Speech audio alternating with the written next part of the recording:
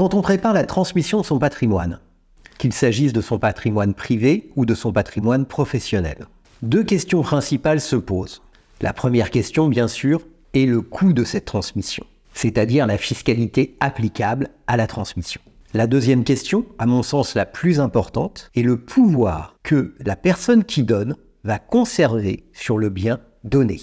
Concernant la fiscalité applicable, nous avons déjà vu dans une précédente vidéo l'intérêt du démembrement de propriété. Attardons-nous maintenant sur le pouvoir conservé sur la chose donnée. Attention, il ne s'agit pas de revenir sur la donation. La chose est donnée, vous ne l'avez plus, c'est plus votre propriété.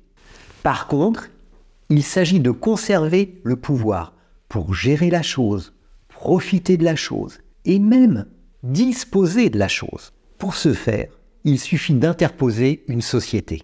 Cela va se passer en 3 étapes. Première étape, j'apporte les biens que je souhaite donner à une société. Aujourd'hui, l'apport à société peut totalement être exonéré de fiscalité et de droits d'enregistrement. Deuxième étape, j'organise mes statuts.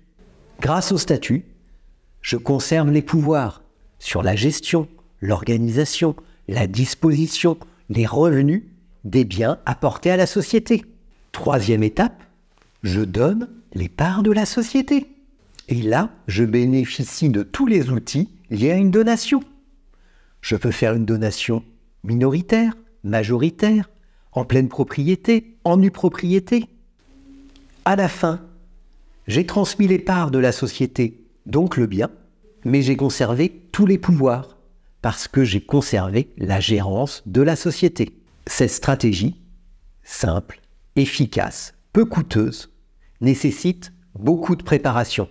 Parlez-en à votre gestionnaire de patrimoine, un notaire, un avocat, un expert comptable spécialisé. Bref, abonnez-vous au Cercle des conseils de l'entrepreneur.